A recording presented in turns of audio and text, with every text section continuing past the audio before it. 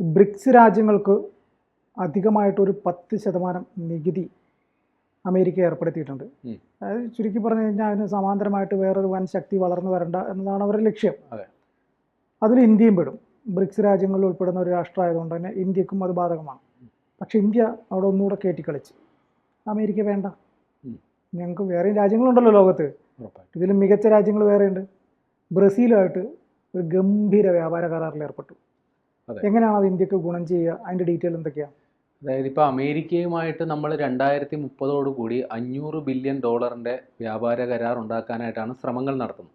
അപ്പോൾ അത് വെച്ചിട്ടാണ് ഇപ്പോൾ ട്രംപ് വിലപേശിക്കൊണ്ടിരിക്കുന്നത്. ഇപ്പോൾ ഇന്ത്യയിൽ നിന്ന് 26% നികുതി ആവശ്യപ്പെടുന്നു. എന്നാൽ ഈ വ്യാപാര കരാർ വന്നാൽ ചിലപ്പോൾ അതിൽ കുറേയൊക്കെ വിട്ടുവീഴ്ചകൾ ഉണ്ടാകും.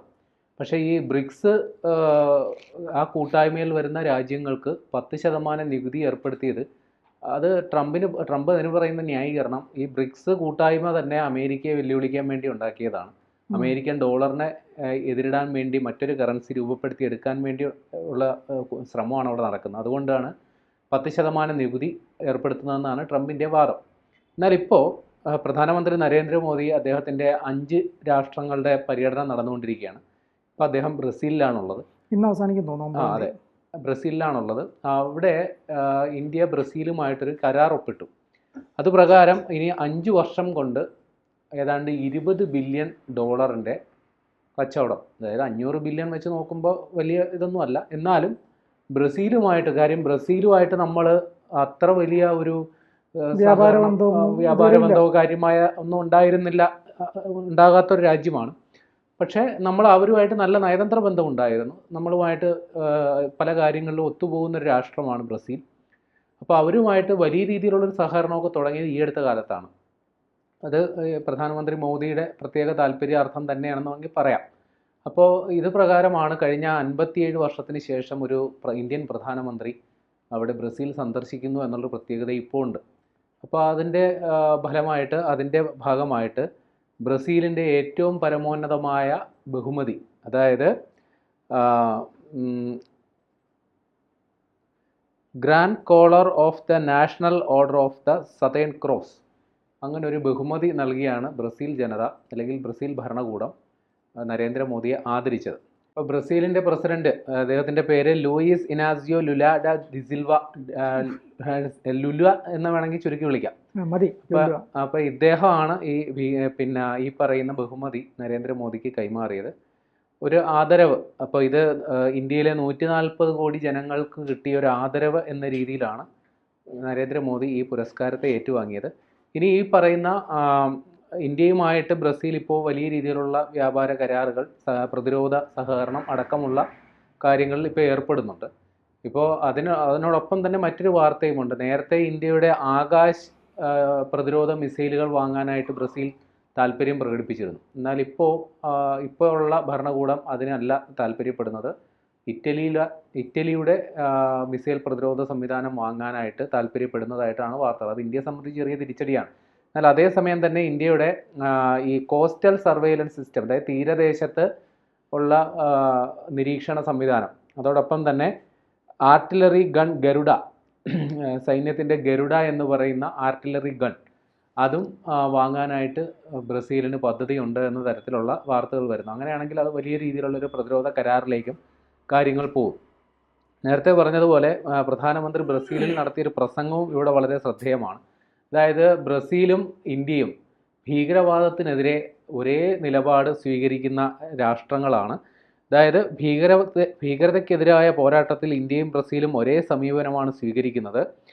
ഭീകരതയ്ക്കെതിരായ പോരാട്ടത്തിൽ ഇരട്ടത്താപ്പും സഹിഷ്ണുതയുമില്ല. തീവ്രവാദത്തെയും അതിനെ പിന്തുണയ്ക്കുന്നവരെയും തങ്ങൾ എതിർക്കുമെന്നും മോദി പറഞ്ഞു. പിന്നെ ഒരു കാര്യം കൂടി പറയുന്നുണ്ട്. പ്രതിരോധ വ്യവസായങ്ങളെ ബന്ധിപ്പിക്കുന്നതിനും പങ്കാളിത്തം കൂടുതൽ ശക്തിപ്പെടുത്തുന്നതിനുമുള്ള ശ്രമങ്ങൾ തുടരുമെന്നും അദ്ദേഹം പറഞ്ഞു. ആർട്ടിഫിഷ്യൽ ഇൻ്റലിജൻസ്, സൂപ്പർ കമ്പ്യൂട്ടർ എന്നീ മേഖലകളിൽ നമ്മുടെ സഹകരണം വികസിപ്പിച്ചുകൊണ്ടിരിക്കുന്നു. സമഗ്ര വികസനത്തിനും കേന്ദ്രീകൃത നവീകരണത്തിനുമുള്ള നമ്മുടെ കാഴ്ചപ്പാടിനെയാണ് ഇത് പ്രതിഫലിപ്പിക്കുന്നത്. എല്ലാ രൂപത്തിലുള്ള ഭീകരതയ്ക്കെതിരെയും ഇന്ത്യ ഉറച്ചു നിൽക്കുന്നു, മോദി വ്യക്തമാക്കി. ഭീകരതയ്ക്കെതിരായ പോരാട്ടത്തിൽ പ്രസിഡന്റ് ലുല തൻ്റെ പൂർണ്ണ പിന്തുണ അറിയിച്ചതായി വിദേശകാര്യ മന്ത്രാലയം വ്യക്തമാക്കി. ഇവിടെ മോദി ബ്രസീലിൽ അവിടെ ചെന്നിട്ടൊരു നന്ദി പ്രകടനം കൂടി നടത്തിയിട്ടുണ്ട്. അതായത് പഹൽഗാം ഭീകരാക്രമണത്തിൻ്റെ പശ്ചാത്തലത്തിൽ ഇന്ത്യക്ക് ഐക്യദാർഢ്യം പ്രഖ്യാപിച്ച് വന്ന രാഷ്ട്രങ്ങളിലൊന്നാണ് ബ്രസീൽ. അപ്പോൾ ആ ഒരു പശ്ചാത്തലത്തിൽ ബ്രസീലിനുള്ള നന്ദിയും ഈ പറയുന്ന വേദിയിൽ വെച്ച് നൽകിയിട്ടുണ്ട്. ഈ പറയുന്ന 5 രാജ്യങ്ങൾ, അതായത് മോദി തിരഞ്ഞെടുത്ത സന്ദർശനത്തിൽ ഉൾപ്പെടുത്തിയ 5 രാജ്യങ്ങൾ കൂടി നമ്മളൊന്ന് ശ്രദ്ധിക്കണം. ഒന്ന് ഘാനയാണ്, അർജന്റീനയാണ് അടുത്തത്, പിന്നെ ബ്രസീൽ, ട്രിനിഡാഡ് ആൻഡ് ടൊബാഗോ, പിന്നെ നമീബിയ. അതായത് ഈ പറയുന്ന യൂറോപ്യൻ രാജ്യങ്ങളും, അതെ, ഈ പറയുന്ന നമ്മുടെ സാധാരണഗതിയിൽ ഇന്ത്യ പരിഗണനയിലേക്ക് വരുന്ന രാഷ്ട്രങ്ങളെ അല്ല ഇത്.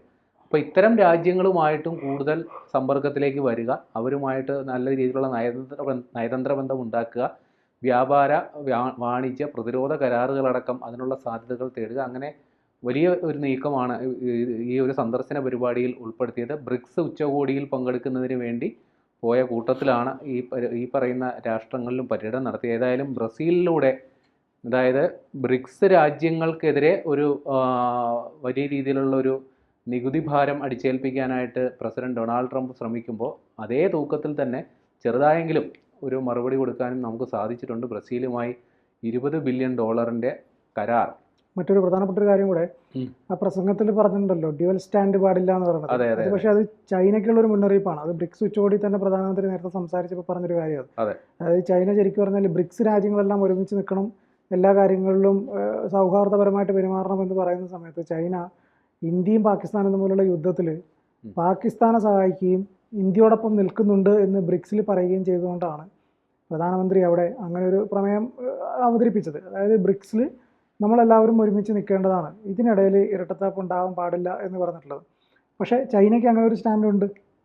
ചൈന അതേസമയം ബ്രിക്സിൽ എല്ലാവരും ഒരുമിച്ചാണെന്ന് പറയുകയും അപ്പുറത്ത് പാകിസ്ഥാനെ സഹായിക്കുന്ന സമീപനം സ്വീകരിക്കുകയും ചെയ്യുന്നു. പക്ഷേ ഈ ഓപ്പറേഷൻ സിന്ദൂറിൻ്റെ സമയത്ത് ചൈന അടങ്ങിയിരുന്നു എന്നുള്ളതാണ് വാസ്തവം. കാര്യം ഇന്ത്യയുമായിട്ട് 2 കാരണങ്ങളുണ്ട്. ഇന്ത്യയുമായിട്ടുള്ള വ്യാപാര കരാറ് അത് ഒരു പ്രശ്നമാകും എന്നുള്ളത് കണ്ടുകൊണ്ട്, രണ്ടാമത്തത് ഇന്ത്യ ചൈന ഒരു അതിർത്തി തർക്കമൊക്കെ മുമ്പുണ്ടായിരുന്നു. അപ്പോൾ അത് പിന്നെ സമാധാനപരമായി 2 രാജ്യങ്ങളും പിരിയുകയും അതുമായിട്ടുള്ള ഒത്തുതീർപ്പ് ചർച്ചകൾ ഇപ്പോൾ പുരോഗമിക്കുകയും ചെയ്യുന്ന സാഹചര്യത്തിൽ പുതിയ ഒരു തർക്കത്തിലേക്ക് അല്ലെങ്കിൽ സംഘർഷത്തിലേക്ക് പോകണ്ട എന്നൊരു തീരുമാനമാണ് ചൈനയുടെ ഭാഗത്തു നിന്നുണ്ടായത്. എന്നാൽ മുമ്പ് ഇന്ത്യ പാകിസ്ഥാൻ സംഘർഷങ്ങൾ, അതായത് അതിർത്തിയിൽ സേനാവിന്യാസം അടക്കം ഉണ്ടായ സമയത്ത് ഇന്ത്യയെ പ്രതിരോധത്തിലാക്കാൻ വേണ്ടി ചൈനയും അവരുടെ ഭാഗത്തു നിന്നുള്ള സേനാവിന്യാസമൊക്കെ നടത്തിയിരുന്നു.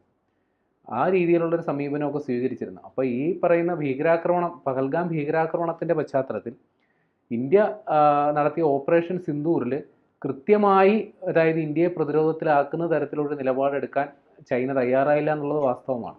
അത് പല അന്താരാഷ്ട്ര വേദികളിലും ഇന്ത്യ ആ കാര്യം ഉന്നയിച്ചു. കാര്യം ചൈനയുടെ നിലപാട് ഇക്കാര്യത്തിൽ നിർണായകമായി, അത് ഇന്ത്യക്ക് അനുകൂലമായി. അതായത് ഇന്ത്യയുടെ ഓപ്പറേഷൻ സിന്ദൂറിനെ ന്യായീകരിക്കാൻ അതുകൊണ്ട് ഇന്ത്യക്ക് പല വേദികളിലും സാധിച്ചിട്ടുണ്ടെന്നുള്ളത് സത്യമാണ്. ഏതായാലും ഇപ്പോൾ ബ്രിക്സ് അവിടെ നമ്മുടെ ട്രംപ് ഏർപ്പെടുത്തിയ ആ ഒരു 10% നികുതി ഭാരം അത് എങ്ങനെ ലഘൂകരിക്കാമെന്നുള്ള കാര്യങ്ങളിലേക്ക് ഇന്ത്യ കടക്കുന്നു. ബ്രസീലുമായിട്ട് വലിയ രീതിയിലുള്ള സഹകരണം സാധ്യമാകുന്നു. അത് അക്കാര്യത്തിൽ മോദിയുടെ സന്ദർശനം ഫലം കണ്ടു എന്ന് തന്നെ വേണം പറയാൻ.